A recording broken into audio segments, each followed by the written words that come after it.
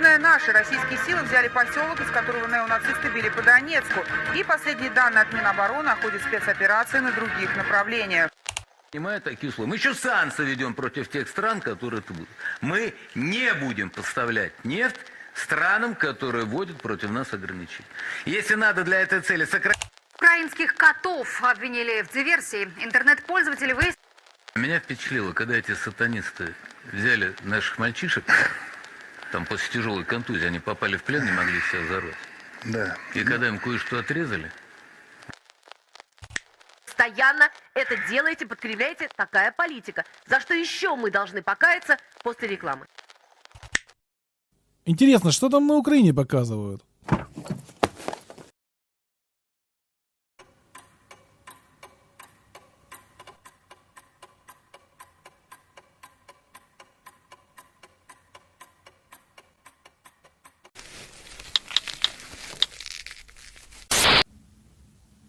Мотор.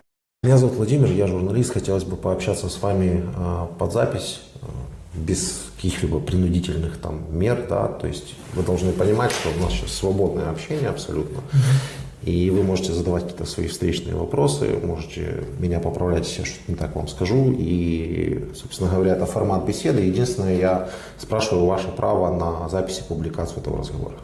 Вы даете добровольное согласие на запись этого интервью и на его публикацию? Да. Почему вы не отказываетесь? Не знаю, не вижу смысла. Что? Бандеровцы, актеры. Ух, это же мой сосед. Что вы ели? Сырые грибы и пил из лужи. Ну, на неделю нам приходило на 5 человек буквально по банке горошка и по банке тушенки. Ну, и одна буханка хлеба на 5. Не на 5 дней я соврал, на 3 дня. Еды, в принципе, особо не было. Ну, там компоты, ведь находили, то все. Пили, а так еды у нас вообще не было с собой. Вы питались тем, что вы находили в домах? Да. Нет, ели то, что у нас было, останавливали по дороге, так в магазинах покупали. Все-таки, хоть это. Ну, да. Подогнали прямо к самолету, кто-то спускается с перебинтованной рукой, некоторые прихрамывают. Все уставшие и измученные, но признаются, счастливы, что все закончилось. А сколько были в плену? Почти 2 месяца. Что вот там происходило, как с вами там обращались? Лучше не спрашивать. Они неохотно говорят о днях, проведенных в плену. Их держали в холодном подвале, спать Заставляли, говорить на камеру заставляли, много чего грубо говоря, нож даже под автоматами. Вы понимаете, что мы гражданские журналисты, вот это все никак нет, это нас... Конечно, понимаю. С нами можно просто побеседовать, и это делается под записи для публикации. Понятно. Понятно. Да. Все. Кормили 2 раза в сутки, давали каши по 2-3 ложки. Тут, я думаю, вас кормят лучше, чем там. Кормят, но я, наверное, честно набрал уже килограмм, наверное, 6 или 7. Обзывание, постоянно оскорбления. Чем там. Да тут и отношения, что вот даже у командиров все отношения полностью. Как к людям, как люди поступают, так и поступают. Я просто не могу даже представить, Здесь все по-человечески, здесь все просто. Как там относятся к нашим пленным, вы можете себе представить из того, как там относятся к вам. Не пленным, а к военным. То есть, если именно... Хотелось бы, знаете, чтобы они поступали именно так же, как поступают с нами, как здесь относятся, то же самое. Но... Купались мы раз в месяц. Условий не было никаких, получается. Очень было трудно. Домой звонить не давали.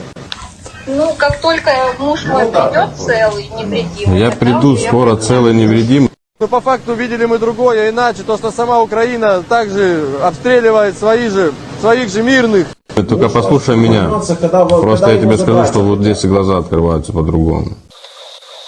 Только давай сейчас не надо лишнего говорить, хорошо? Тебе еще сюда возвращаться и здесь жить. Звоним, да, Дима? Требовать от меня. Если вы не хотите... Потому что вы украины, вы всегда разводите всех, это нам давно известно, ваша фашистская страна. Угу, понял. А как вас разводят? Да никак. Вы с наглой мордой. Я сейчас в военкомат поеду и все узнаю. Пошли. Я понял. Как вас разводят? Как вас разводят с Украины? Вы можете объяснить? Она не желает с вами общаться. Алло, Виталий. Привет, зайчик. Привет, зайчик. Слушай, мой хороший, тут Юлечка рядышком, мы тебя слушаем. Зайка, как Зайчик, у тебя дела? этот звонок идет под запись. Будет выложен в интернете якобы. У меня все хорошо, котеночек. Хорошо. Как у вас там? Как у тебя дела, Виталюша? У меня все хорошо, говорю, зайчик. Жив, здоров, все хорошо.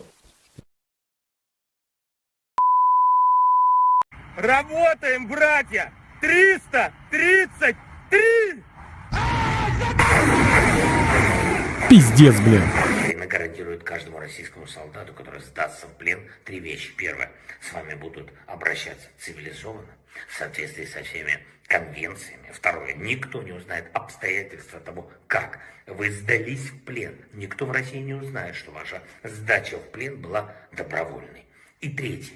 Если вы будете бояться возвращаться в Россию и сами не захотите обмена, мы найдем способ обеспечить и это. Вот как вы для себя обосновывали свое пребывание в Украине и все такое прочее? Без понятия. Ну, хотел заработать денег. Ну, честно. Честно.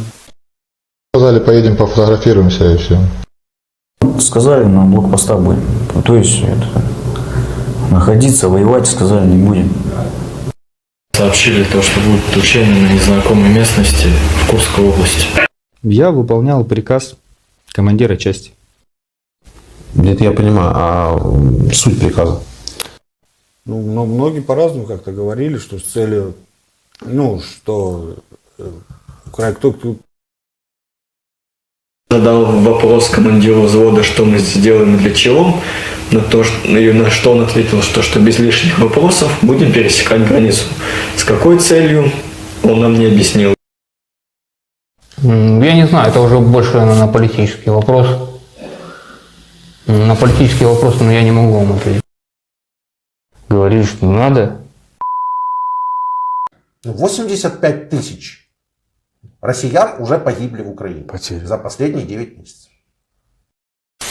Так зачем? Вам лично не нужно, стране вашей не нужно. Зачем? Кому нужно? Ну за кого гибнут эти люди? Вы видели, вы по 10 человек мертвых людей носили. За кого? За что погибли? Я пытаюсь от вас, как от человека, не политика, понять смысл и дальше как-то развивать наш разговор. Зачем это? Я просто пытаюсь объяснить вам, что вы армия убийц.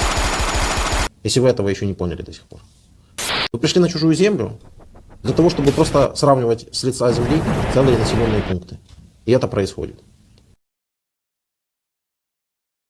Вы живете в стране, в которой не только вас притесняют, но и вас могут взять за шкирки, как сейчас взяли, и бросить в чужую страну, притеснять там людей. А вам рассказывают, что там нет мирных жителей, а там есть мирные жители. Понимаете как? Цивилизованный мир так не живет. Я просто пытаюсь вам это донести. Зачем вам еще территория Украины? В чем смысл? Человек, который пришел сюда с оружием, убивать, который не может свою цель объяснить и не может объяснить свою мотивацию. Ты... В натуре. А нахрена мы туда пришли? В Украину.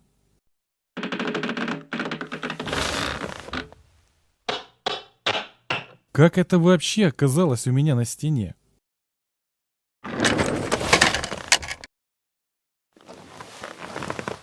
Видео, что там еще? Колокольчик. Лайк, колокольчик. Давай, иди выключай. Потому что я старший, а ты младший.